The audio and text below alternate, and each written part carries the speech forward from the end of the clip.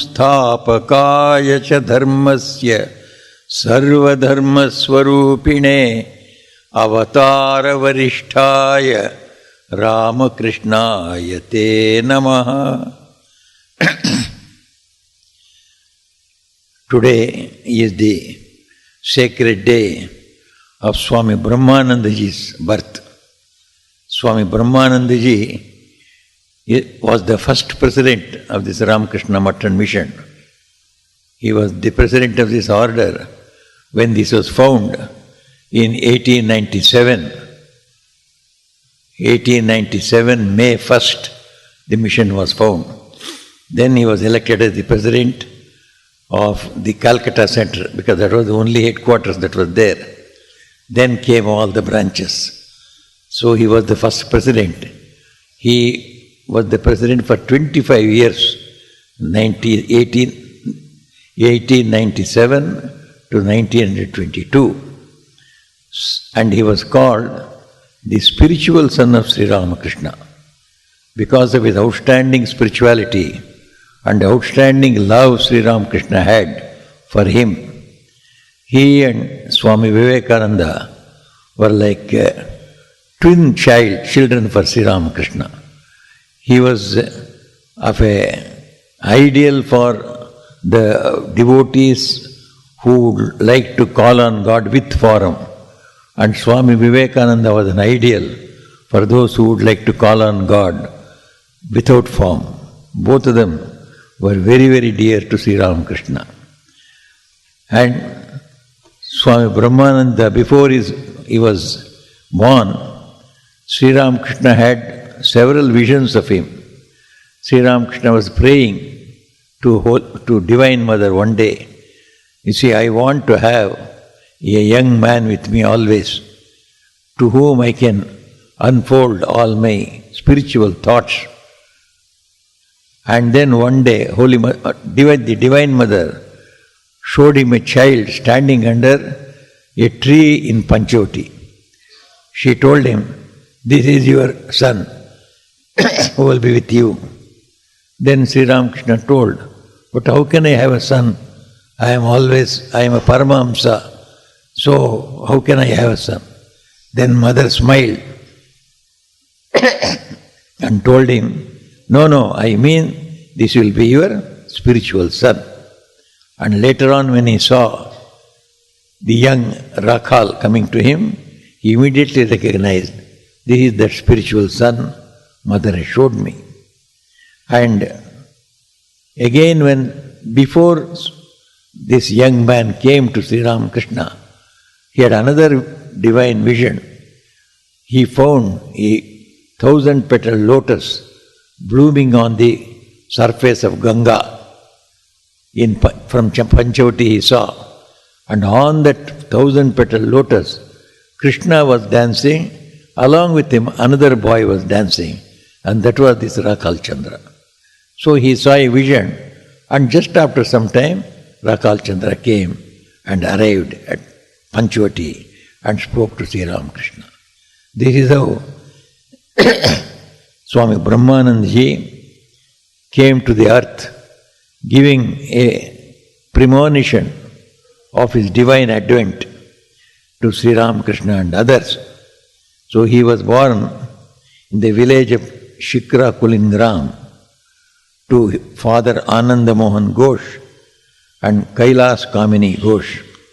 He was born at night 1 a.m. on Tuesday. According to Hindu calendar, 1 a.m. of Wednesday means Tuesday only. The whole night comes under Tuesday. And according to English calendar, it will be Wednesday 1 a.m. It was 21st January, Shukla Dvitiya. Shukla Dvitiya was the tithi in which Sri Ramakrishna was also born. Shukla Dvitiya and Shukla Paksha Dvitiya Tithi. Like that, Brahmanandaji was named as Rakhal Chandra Ghosh. So this Rakhal Chandra Ghosh was unlucky to lose his mother when he was 5 years old. But then his father married for the second time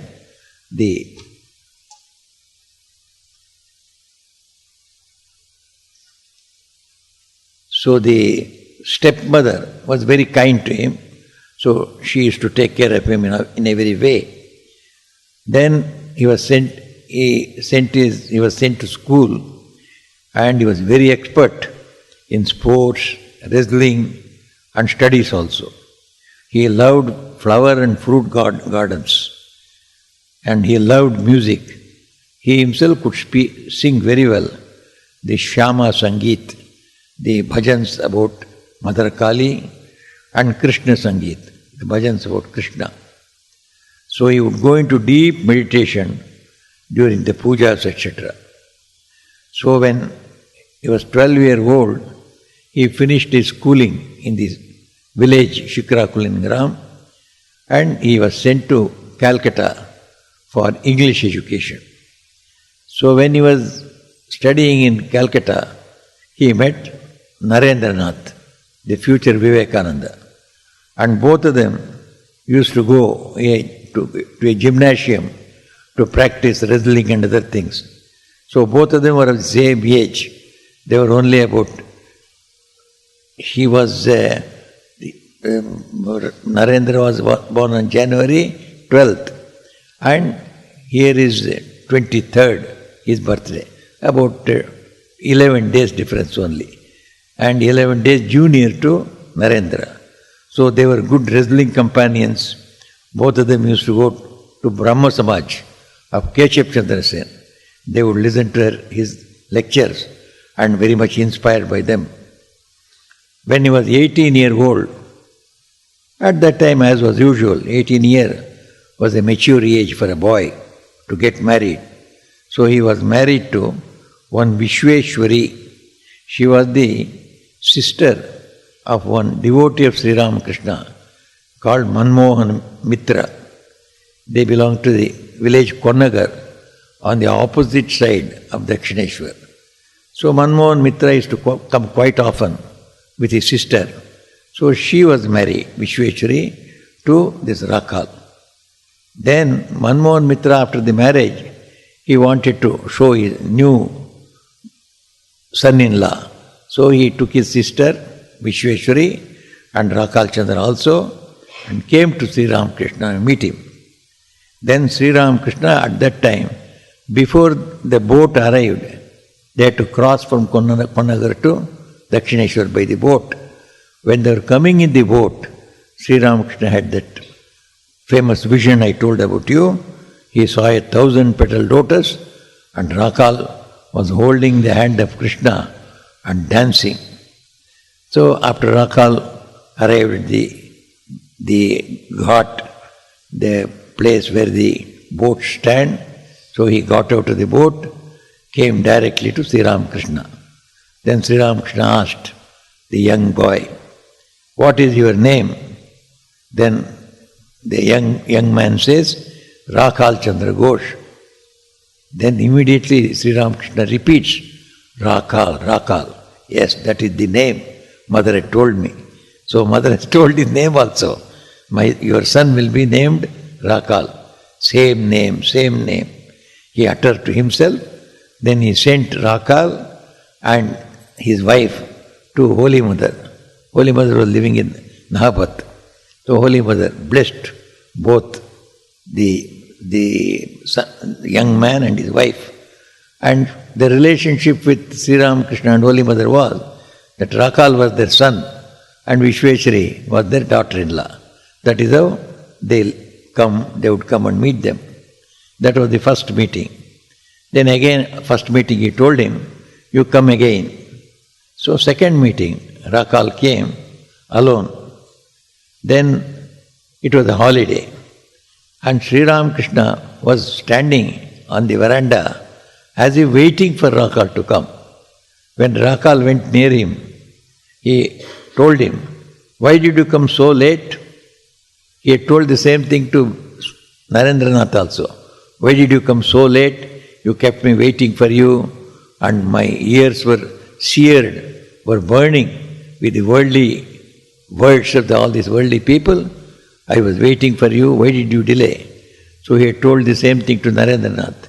Same thing he tells to Rakal also. Why did you come so late? Then Rakal immediately felt that Sri Ramakrishna was his own, and he felt a sort of a motherly affection from Sri Ramakrishna. Sri Ramakrishna also at that very moment felt that Rakal was just a mere child and he was his mother. So this is how they were very intimate with one another. When Sri Ramakrishna would be sitting, this Rakal was 18-year-old boy. He would sit like a small boy on the lap of Sri Ramakrishna. He would climb on his shoulders also. And sometimes Sri Ramakrishna would carry him like a baby. So intimate they were. That is how he was called the spiritual son of Sri Ramakrishna. And Narendranath also had started coming to Sri Ramakrishna. So Narendranath and Rakal, they became great friends. They were earlier also friends. Now they have become spiritual friends. The disciples of the same Guru, admirers of the same Guru. One day Narendranath saw Rakal going into Kali temple and saluting the mother. Naren would never go to Kali temple and salute because both were members of Brahma Samaj. So Brahma Samaj, they had to sign an application where it should be said that I will not worship God in any form. I accept only God without form. So both of them had signed that form. So Narendranath were very particular. So he would never go to Kali temple. Though Sri Ramakrishna would every time, before his very eyes, would go to Kali temple, come back several times in a day. Naren never went. In the very beginning, for almost a year, he never went. Why year? Almost 3 to 3.5 years, he never went to Mother Kali. Whereas he found Rakal going and then saluting Mother and coming. So he took him to task. Hey, you have signed the form of Brahma Samaj, why do you go and salute? Then Sri Ramakrishna noticed this. Then he called Narayan aside and told him, don't tell anything to Rakal. He belongs to the realm of God with form. So he is also as great a devotee as you are. But he wants to worship God with form. What business have you to ask him not to? So don't tell anything to Rakal. Then Narendranath kept quiet. Then Rakal's father, so he was a rich man, zamindar, a landlord. So he had a lot of properties and a lot of cases also in the courts. So he had to attend court. So many lawyers were there under him. So he didn't like Rakal to come and then be influenced by this spiritual man, Sri Ramakrishna. Sri Ramakrishna had already earned the name that he would inspire all these young people to renounce the world and become great monks. Though his father also might not have disliked the spiritual life of great people, but he did not want his son to become a monk. He wanted his son to become another landlord and manage all his properties. So he didn't like his son of going to Dakshineshwar and especially staying there for the nights. So one day, when he found this Rakal is quite often going, he locked him up in a side-by room, by the side of which he would be sitting and working out his plans of managing his estates. So Rakal was pining how to get out of his locked-up room on one side, and Sri Ramakrishna was praying for Divine Mother. Mother, please bring Rakal to me. Please bring Rakal to me. One day, while the father was very busy with court papers and the door was open, then Rakal slipped away and then directly went to Dakshineshwar. And for several days, he did not come back at all. Then, in the meanwhile, their father had a very bad case pending in the court, and suddenly he got a judgment which went in his favor, which was most unexpected. It was a very bad case. So he immediately thought, how could I get this success in such a bad case? It must be due to Rakal's visiting this great Paramahamsa. Because of his meritorious action, I have got this relief from this case. From that time onwards, he did not object to Rakal's going to Sri Ramakrishna. One day, he went to Dakshineshwar and found there that so many lawyers are there, deputy magistrates are there coming to Sri Ramakrishna. Then he thought, it is not a bad place. So Rakal finds spirituality here. I can find my own lawyers and judges here. I can also use them for my own purpose. So he became more lenient towards Rakal. And of course Sri Ramakrishna was also very kind to his father, and he entertained him in such a way, then father became very lenient. Then Sri Ramakrishna told him, see, have you any objection for Rakal staying with me? Then he said, no, I don't have any objection. After all, it is good that he comes to you, it's a good place.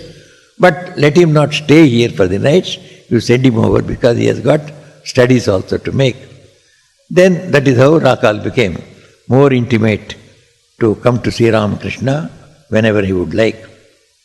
Then Rakal was after all a young man. One day some prasad had come to Sri Ramakrishna, and Sri Ramakrishna himself had not taken. There was butter and other things.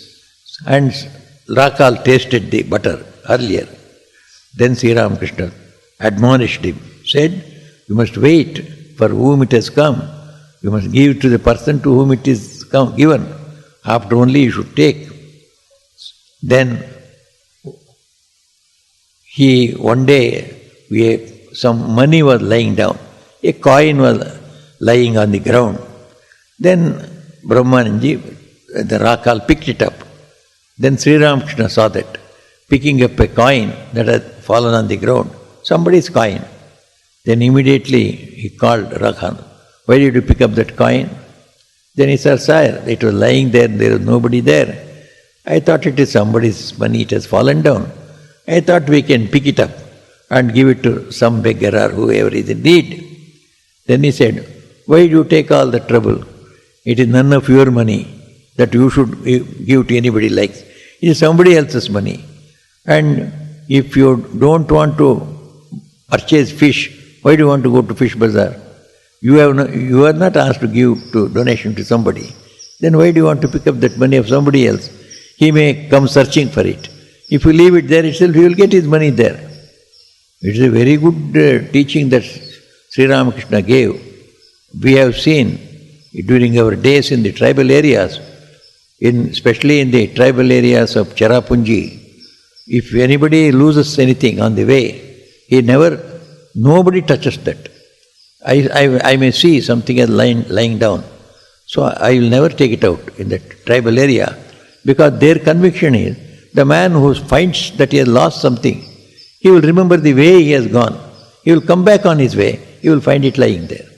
So it is easy for him to find out. Otherwise, if you take it away, even with an idea to give him, how do you find out where he is? You have no address, and you don't know him. And perhaps you may feel lazy also. Who will go and find him out and give? So all problems will come. So they never touch, either whether it's coin or ornament or wristwatch or money, note, anything that falls on the ground, they never touch. So the person who remembers, oh, I came by this way, he goes back and finds it. So such an easy method. That's why he said, why do you want to, it is not your money, it is lying there, let it be lying. Don't pick up such money. Then Sri Ramakrishna once took Rakal to a feast. Then that householder, who had invited them for a feast, so he did not serve them food at the right time. He delayed it.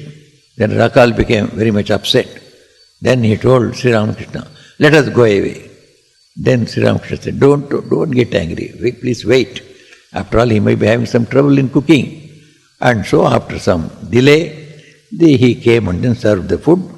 Then on the way back, Sri Ramakrishna advised him, look, a sannyasin should never get angry with the householders.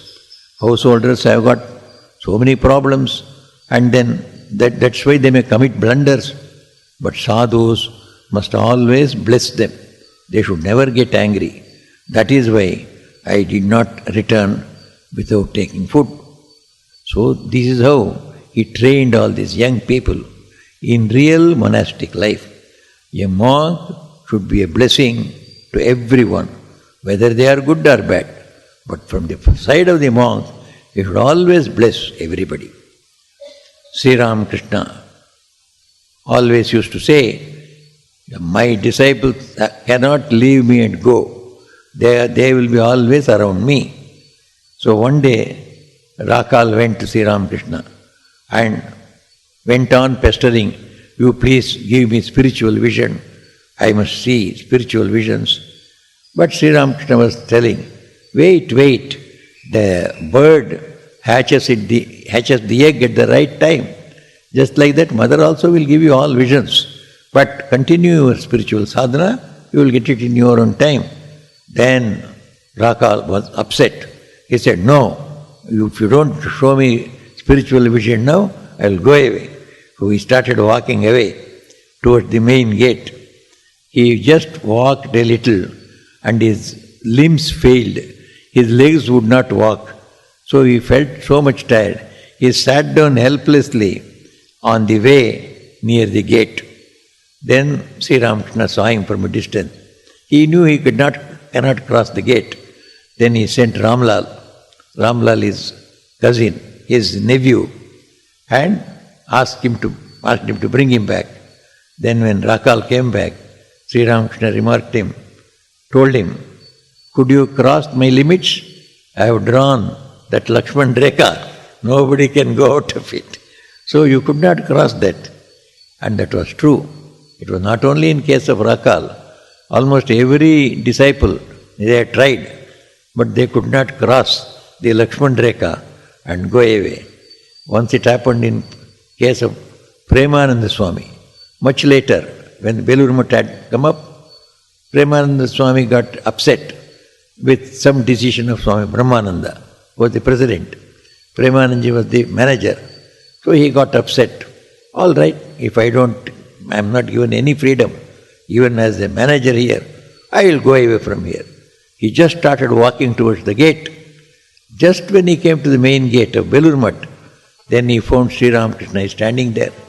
Sri Ramakrishna took out his towel from his shoulder, put it on the head of Premananda. So Premananda could not see his way at all. Then he held his head like that and told him, where are you going away, my dear? How can you leave me and go? Is it Brahmanandaji's place that you are leaving? This is my place. How can you go leaving me? Then Premanandaji just walked back and settled down in the Belur Mutt. So that was Sri Ramakrishna's great Lakshman Rekha for all his disciples. Then another day, so he tried to go away. Then Sri Ramakrishna said, no, you wait, be patient. This is Swayambhu Shiva. Sri Ramakrishna told him, I pray to Divine Mother for the welfare of all of you. So you will all get everything. After some time, Swami Brahmanandaji got the first Bhava Samadhi while massaging Thakur's feet. So he also saw many visions also. One day, he was just sitting by the side of Sri Ramakrishna on his own cot, and Sri Ramakrishna was lying down on the cot. He was sitting on one edge of the cot. Then he found Mother Kali as a small girl. She went round and round Sri Ramakrishna's cot and disappeared in the body of Sri Ramakrishna. So he had this divine vision. Then he came to know that Kali and Sri Ramakrishna were the same. So one day, Sri Ramakrishna gave a mantra to Rakal, and then, see your Ishta, he told him. Immediately, Rakal saw his Ishta Devata there. And Rakal was one day restless. Then Sri Ramakrishna came and asked him, "What has happened to you?" "Oh, I feel very restless. I cannot meditate." Then he made him sit down, then pulled out his tongue and drew three lines upon his tongue. Immediately his mind became absolutely calm. He went into deep meditation. So, like that, Sri Ramakrishna guided him in spiritual practice. Day by day, he went on progressing, longer and longer meditation, greater and greater purity in life. So, Rakal was serving Sri Ramakrishna also and meditating in the night. And then Sri Ramakrishna told him one day that he has developed so much of vairagya, you will never more be attached to the world.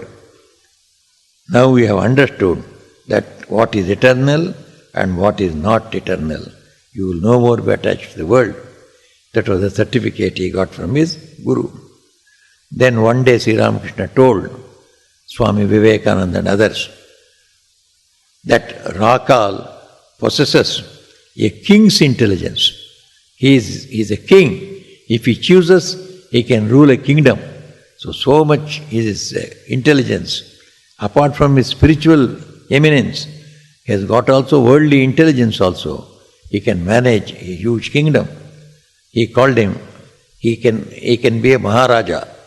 So from that day, all the other disciples of Sri Ramakrishna, they were all young people, Narendranath and other people, Baburam and others.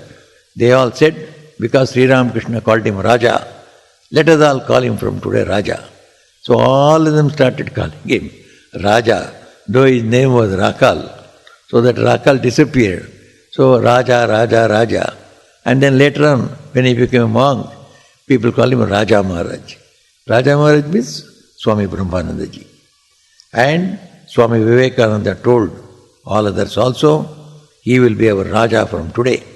So Swami Vivekananda was already an appointed leader of all the direct disciples. And he was the leader of the Mutt later on when Ramakrishna Mutt came.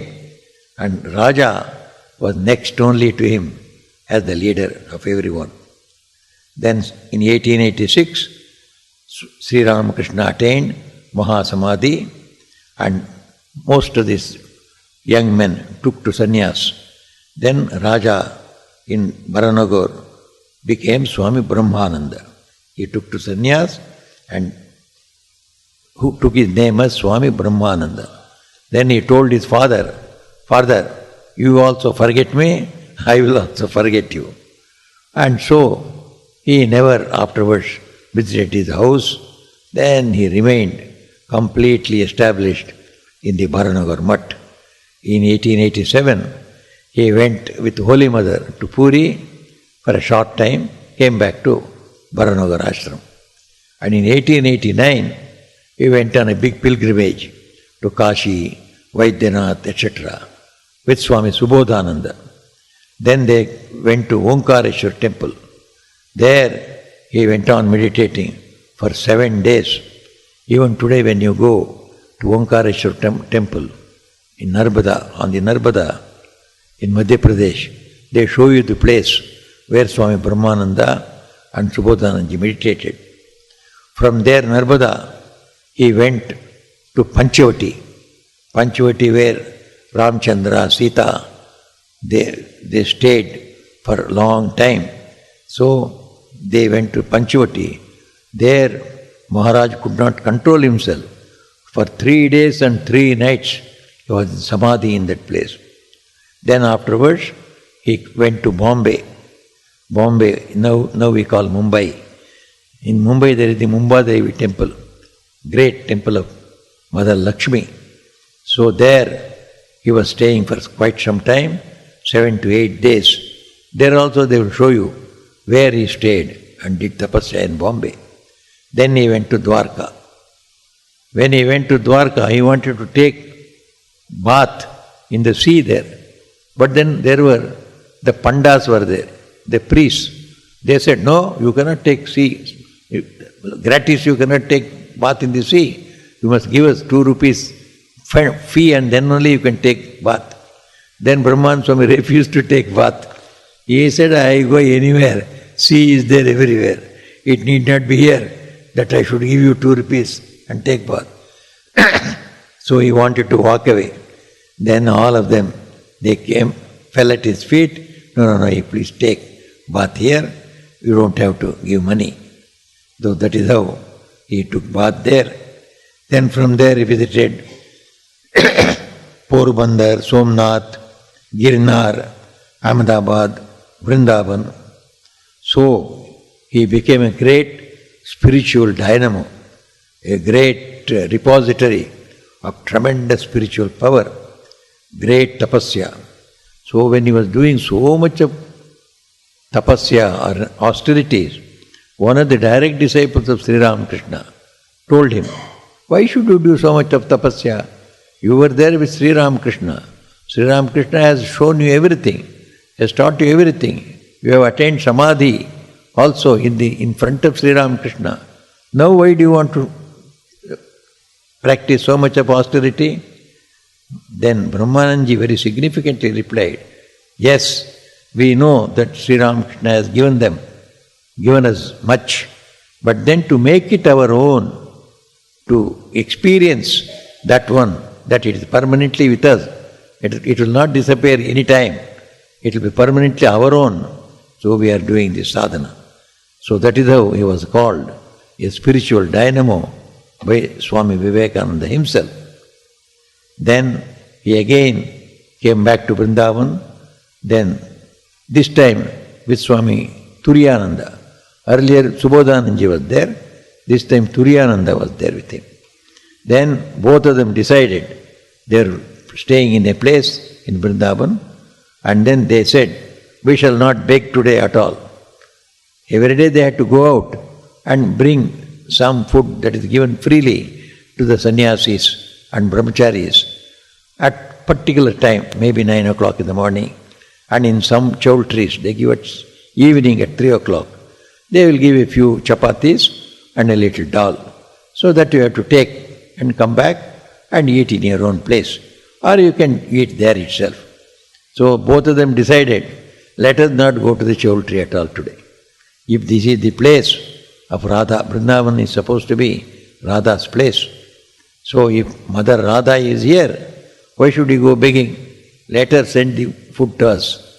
If she is there, let us test. So both of them, they did not move out at all. They were closing their door and meditating. Whole day passed away and the night started. Night also went away. Next day morning after 24 hours, somebody came and knocked at the door of one of them. So when they opened the door, they had brought a lot of cooked food, hot and tasty. We have brought this one for you. Who informed them? They never went out. There were no disciples for them. And how that man was inspired. He brought all cooked food and fed them. So they knew that Radharani is there alive, taking care of them. And from 1894 to 97, so they were, Swami Brahmanandaji was in Calcutta itself. On May 1st, 97, Swami Vivekananda, he had already returned to India in January. On May 1st of 1897, he founded the mission Ramakrishna Mission. So Ramakrishna Mission was formed and Swami Brahmananda was made the first president.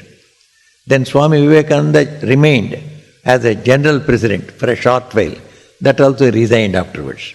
So Swami Brahmananda is supposed to be the first president of the Ramakrishna Math Mission.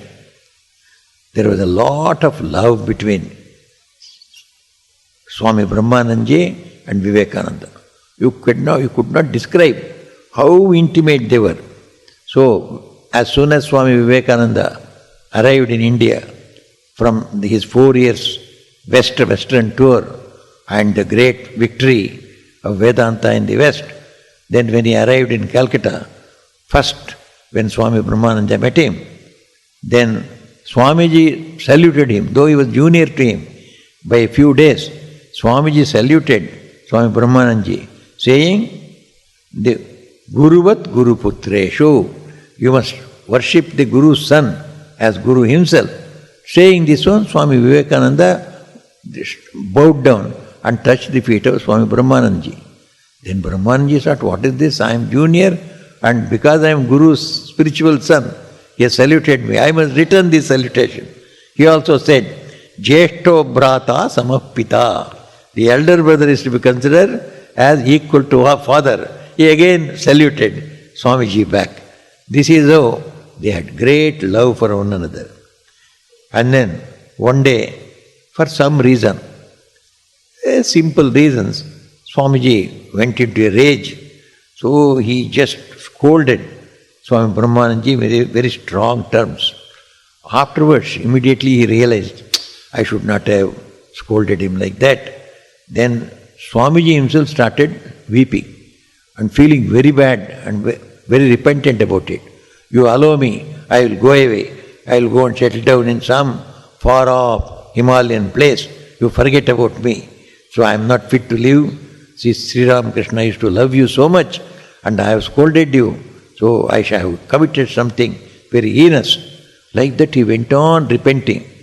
Then Rakal Maharaj himself, Swami Brahmanandaji himself was in a fix. How to console this Naren? Then somehow, consoling him, he said, why do you think that you have scolded me? After all, you love me. And out of love you have spoken a few harsh words. Even mother and father speak harsh words, sometimes scold the child and beat the child also for its own welfare. So they don't call it as, they don't repent for that one. So you love me, that is why you have scolded me. Don't repent. So they embraced one another and they continued to live together. So like that, great was their love between one another. Then when Swami Brahmanandaji was in Vrindavan, etc., he used to meditate at the dead of night. And dead of night sometimes, some earlier rishis or saintly people who had given up their body, so they were all living there in their divine bodies. They would come and wake him up in the night. If we were sleeping, hey, it is 2 o'clock in the night, get up and meditate. All these experiences Swami Brahmanandaji had in Vrindavan. Then in 1908, Swami Ramakrishna wanted Brahmanandaji to come to South. Swami Ramakrishna had in his mind two great desires. One was to bring Swami Brahmanandaji to the South and show him to the South Indians who had not seen Sri Ramakrishna. Sri Ramakrishna had passed away in 1886. Very few from South had gone to Calcutta or Dakshineshwar to see Sri Ramakrishna. There is no record at all in Sri Ramakrishna's life. Anybody from South had gone and seen Sri Ramakrishna. Many had gone Holy Mother's time, but that was much later. But in 1886, when Sri Ramakrishna passed away, we don't have any record, any South Indian went and saw. So Swami Ramakrishna, after he came over here, he had a great desire. They have missed Sri Ramakrishna. At least Sri Ramakrishna's spiritual son must be brought here. So, with great persuasion, he made Swami Brahmananda visit South. So in 1908, October, he came, and at that time, our ashram was in the first building, which is no more there. Where Shashi Maharaj's Mandapam is there the first building was there. Our first mutt building on our own ground. Earlier the mutt had been started in Vivekananda house. So that was in the rented building or leased building. Then when Shashi Maharaj built his own house for Sri Ramakrishna, that was here. So 1908, Swami Brahmanandaji came there. And Shashi Maharaj vacated his own room for Shashi Maharaj to stay. When Shashi Maharaj came, when Swami Brahmanandaji came, then Shashi Maharaj made him stay in his own room. He stayed in another room. Then Sister Devmata was there. So Sister Devmata, She was also very much great appreciator of Brahmanandaji, but she was afraid to go to him. Brahmanandaji was a very kingly figure and serious also to look from outside. So she was also afraid to go to him. So one day, Shashi Maharaj asked Sister Devmata, how do you like this Swami Brahmanandaji? She said, he is very good, but I am afraid to go to him. Then Shashi Maharaj said, I am also afraid to go to him. So he had so much respect for Brahmanandaji. He says he was also afraid to go to him. So in that building he stayed. Then in Madras Math at that time, one day, Aarti was going on and Swami Brahmanandaji was sitting there, and after the Aarti, people saw he has got into Samadhi. For half an hour was merged in Samadhi. So Shashi Maharaj used to tell, you see, now look at Swami Brahmanandaji. It is as good as seeing Sri Ramakrishna. It is Sri Ramakrishna himself in that form. And later on we hear that Swami Turiyanandaji used to say, I would mistake Swami Brahmanandaji from behind many times for Sri Ramakrishna. They have lived with Sri Ramakrishna. They could also mistake Swami Brahmanandaji from behind for Sri Ramakrishna. So Sri Ramakrishna in another form had come, so he had lived in our own mutt. So when he was living in this mutt in 1908, the Christmas Eve came.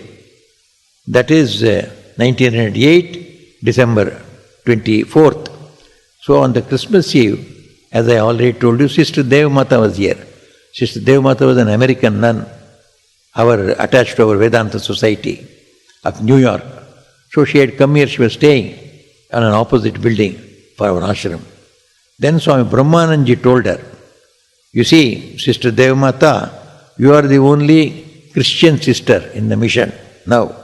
So today is Christmas Eve. You celebrate Christmas Eve in your house and we will all come and attend. So she was very happy.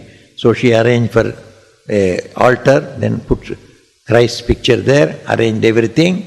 Then Swami Brahmanandaji, Swami Ramakrishna and many other disciples, many other devotees of Chennai, they all went to her house, just opposite our ashram. Then all sat there and the service began, and Sister Devmata was waving the candle before Christ's picture. And Swami Brahmanandaji was sitting at a little distance, staring at the picture of Christ, and he went into Samadhi. So he was absorbed in the spiritual mood.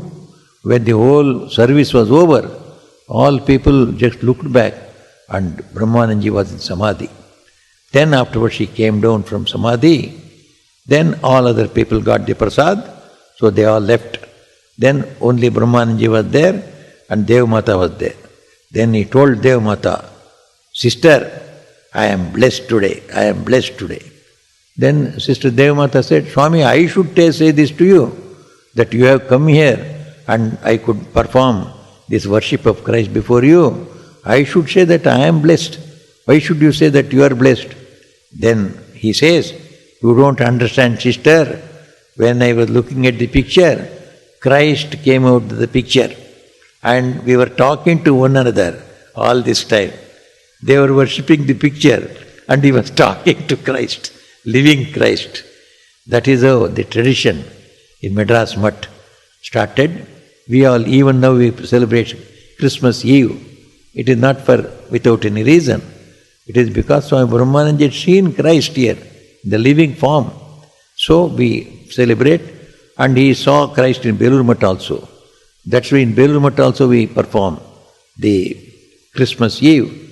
And headquarters when it is performed, almost all the centers, we perform the celebration of Christmas Eve.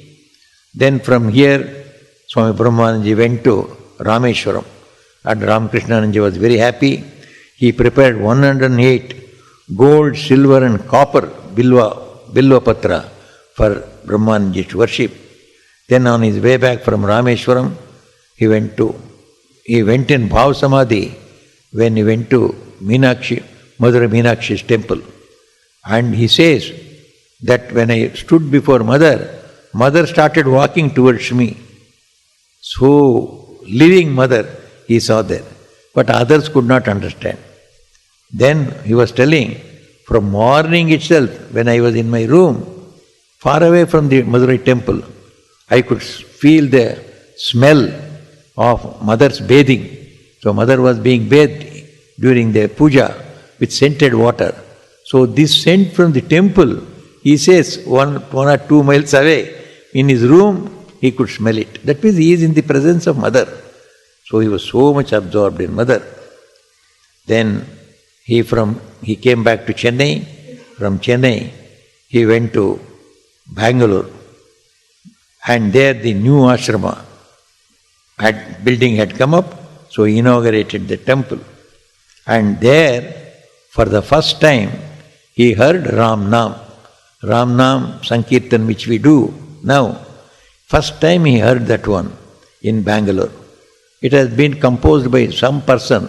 Later on, after great research, they found out it was one Lakshmanachar, he had composed it. What is the details of that Lakshmanacharya, nobody knows. Only they could find out the name of the composer. But that had become very popular in Bangalore. And Maharaj appreciated it very much. Such a short 108 lines, whole Ramayana is described, and so nice. So he copied it down through his disciple, Ambikananda. Ambikananda was his attendant as well as his disciple. Ambikananda was very, very good musician. So he set the tune with which we are singing today. So he set it to the tune and it was introduced into the mutt. And all over India, all over outside India also, now this Ram Nam is sung. If Ram Nam Sankirtan, if you say, the tune is only this tune and the text is this text that Swami Brahmananda introduced. So he went away in 1908. Again he came in 1916 to Chennai. Then he found that old temple building had become dilapidated. So water was pouring. You see one of these pictures here where Shashi Maharaj is holding umbrella over the picture. So it happened in that shrine. So the upper roof was not a concrete roof. Therefore it was leaking. Water was pouring during the night. Then Shashi Maharaj would not wake up Guru Maharaj at the night. It was not a picture for him. It was living God. So living Sri Ramakrishna. How could you ask him to get up? So whole night he was holding the umbrella over it. Then when Swami Brahmananda, when he came, at that time Shashi Maharaj was no more. Then he said, that building has become very old, you desert that building, knock off that building, then you show me another place. I will lay the foundation stone for that and very quickly build it up. I will inaugurate that also. So then the Swamis that were there, so they were very much in a fix. They were not having enough money to run the ashram itself. How could they build a new building which would require quite a lot of money and help? They were also new. Then, they were all very much worried. Then he said, no, you show me a place, I will put the foundation stone. Then they showed the place where the old temple is there. Then Swami Brahmananda laid the foundation stone on 4th August. And then he went to Bangalore, Melkote, Shivasamudram, Mysore, etc. And then in 8 months he came back. And then by that time the building was complete, except the front hall, where Holy Mother's statue is kept now. Except that hall, all the rooms above and the upper shrine, so they were all ready for inauguration. He came just after 8 months. Then he inaugurated in 1917, 24th April. Then he told, after the inauguration, in the meeting, he told everybody, you see, 8 months back, when I asked you to show me a place where I should lay the foundation stone, You were all hesitant. You were not feeling sure that you would be able to construct. But don't say no, that you are all babies, you cannot do it. I told Sri Ramakrishna directly, these are all babies, what can they do about this? You must help them. That is why when he left this place, unknown people came, whom our Swamis did not know at all. One person came, he said, I will be the architect. I will give you the free architecture, design and all. Another engineer came, I will give you the mortar and the bricks. Another one came, I will give you the wood that is required. Like that, everybody contributed something, and the building was ready. So Swami Brahmananda was telling, look, I told Sri Ramakrishna himself that you have to do it yourself. What can these small children do? See, it has got ready in 8 months. It is a record time for that time. Today you can do in 8 months or 6 months with our L&T machinery.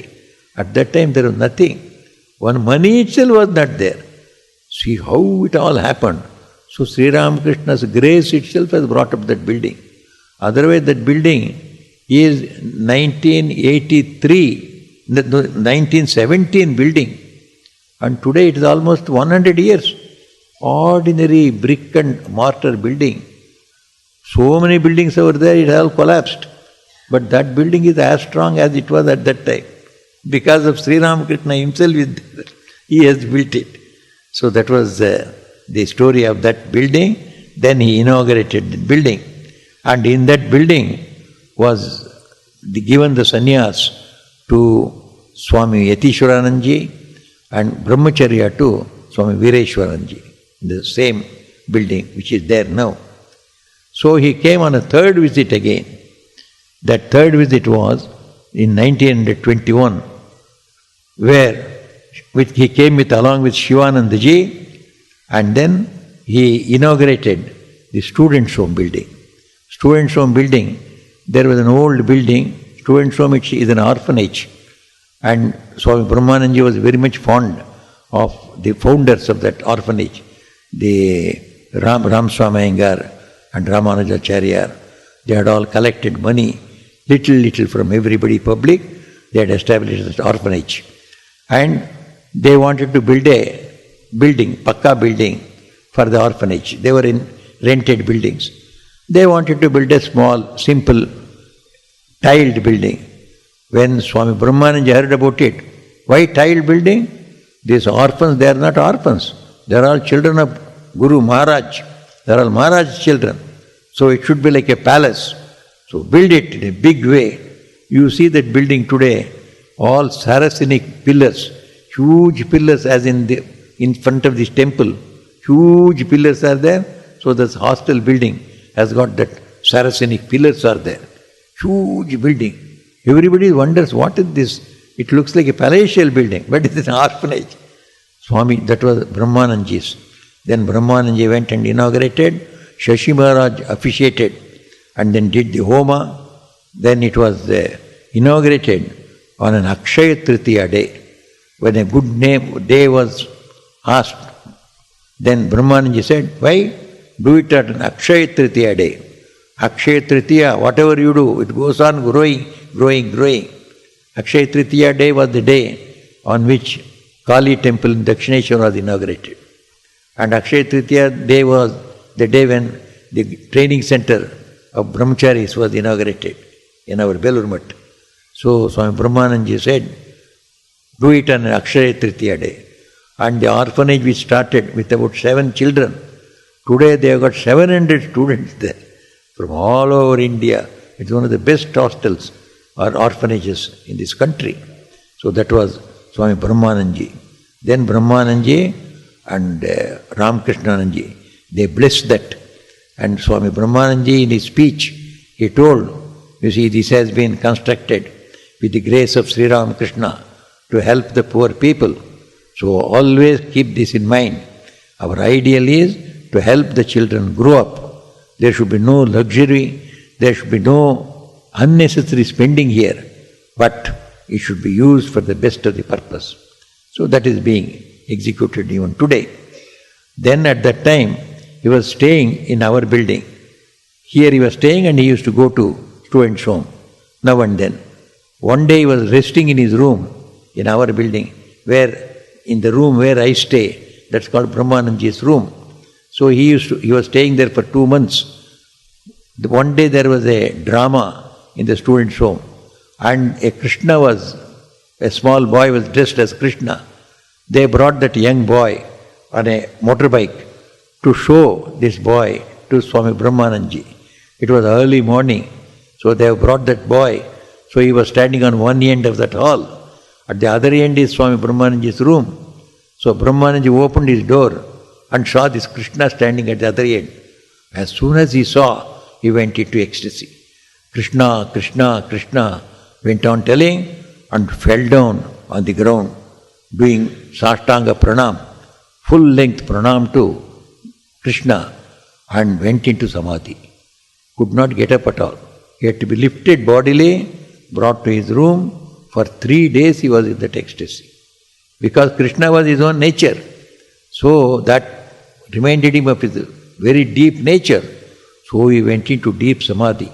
So that was the great incident that has taken place in that hall. Then he also got Durga Puja performed in Chennai Ashrama in 21, 22, 23. 3 years Durga Puja was performed here. So, and afterwards he went to Kashi. There was some misunderstanding between the monastic members there. There were followers of Swami Vivekananda. There were followers of Brahmanandaji also among the Swamis there.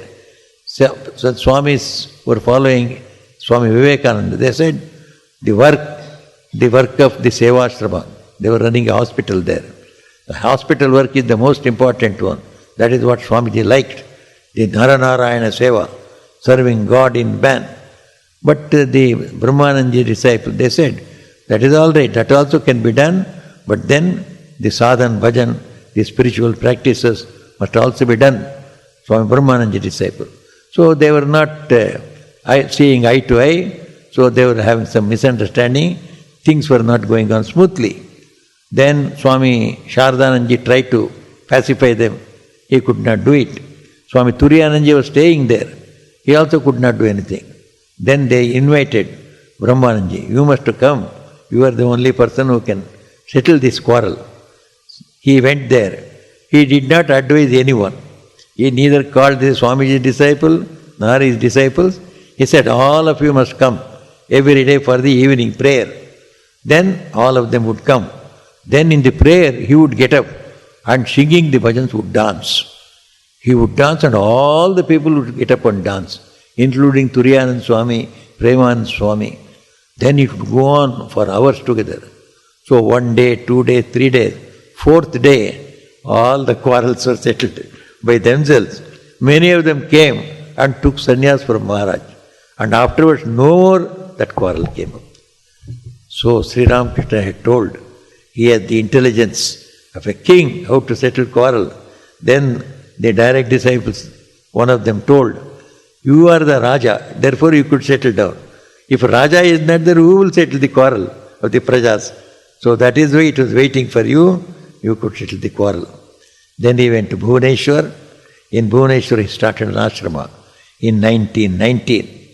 He predicted at that time, Bhuvaneshwar is a Shiva Kshetra. It is a Gupta Kashi, it is a hidden Kashi. Whoever does tapasya here, the tapasya gets many times multiplied. So it is a great place of tapasya. So even for physical health also, Bhuvaneshwar is very good. So he used to advise everybody to go there. In 1920, of course, Adbhutanandaji passed away and Maharaj was staying in Puri at that time. So when he was in Puri, on 21st July 1920, when mother passed away in Calcutta, he was in Puri. Nobody told him because nobody knew. Only on the next day they got the information. But Swami Brahmanandaji would not sleep at all at that night. He was sitting there seriously. Then all people asked Maharaj, are you not well? Are you not well? He said he would not say anything. Then next day morning they found mother had passed away.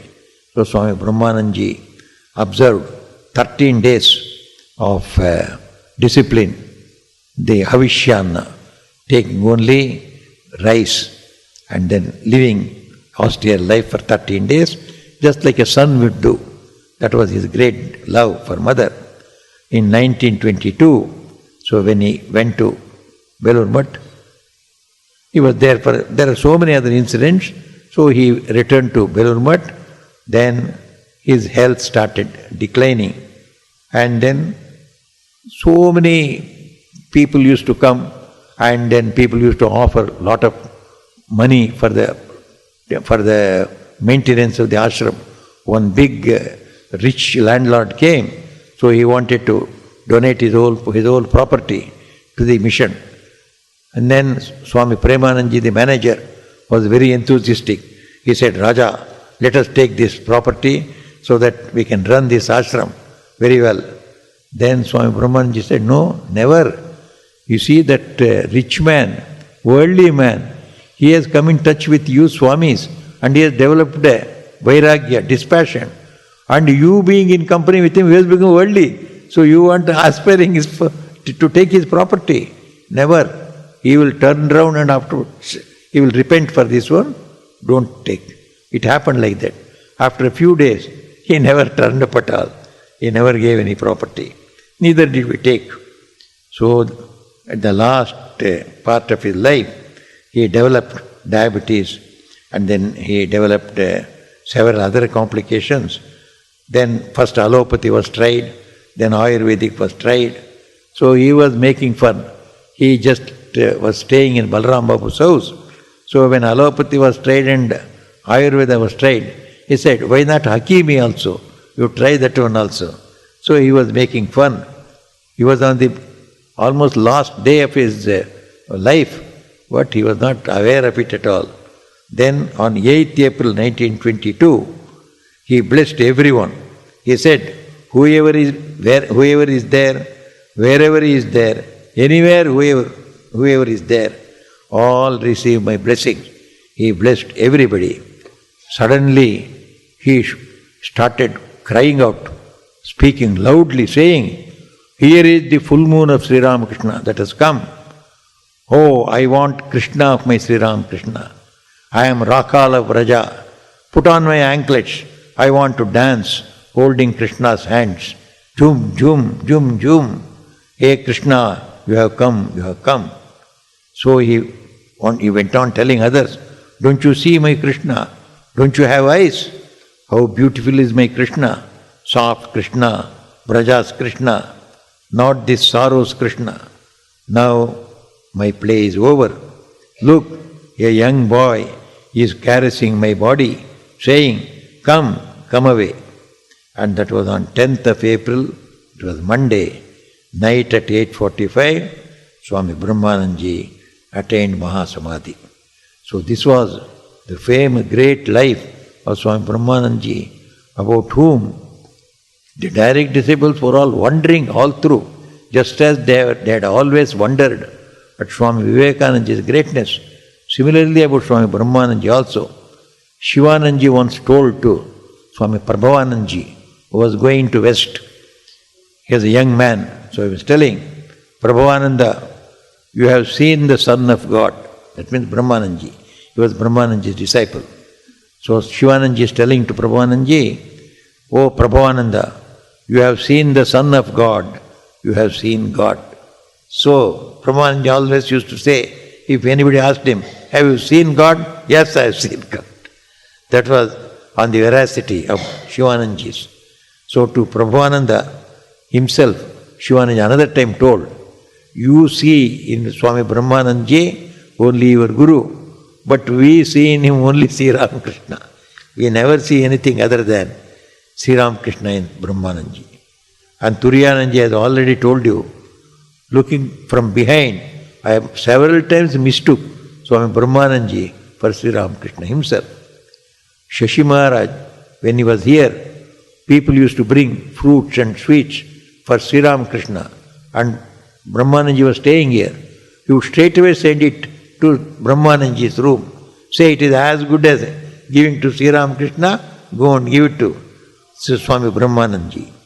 And then he used to tell others, you have not seen Sri Ramakrishna, see Swami Brahmanandaji. It is the same as seeing Sri Ramakrishna. Swami Yatishwaranji used to tell his reminiscences to some of us. So when he was in Bangalore, he became ill. So he was very seriously ill, very much suffering. So one day he was in the hospital. He thought, let me give up this body. So much of suffering I cannot bear. Suddenly, Swami Brahmananda, his guru, he appeared in a vision and told him, no boy, you have to do a lot of work. How can you leave your body? And immediately his disease started coming down, he became normal, and then for several years he served the mission. Similarly, when Swami Yatishwaranji was in Belur Mutt, we were also at that time as brahmacharis in Belur Mutt. In 1962, Swami Shankaranji passed away. Then Swami Yatishwaranji told, I knew he would pass away in the night. At evening, I found Swami Brahmananda coming and holding the hand of Shankarananda and taking him away. So Swami Brahmananda is an eternal presence. He is no more the physical Brahmananda. He is an eternal Guru guiding all towards God and godliness. So today we had the privilege of reminiscing some of the important events in his life. May the blessings of Swami Brahmananda, blessings of Sri Ramakrishna, Holy Mother and Swamiji be upon all of us. Niranjanam nityamananta rupam bhaktanukampa dhrita vigraham vai yeshavataram paramesha tam Ramakrishnam shirasa namamaha.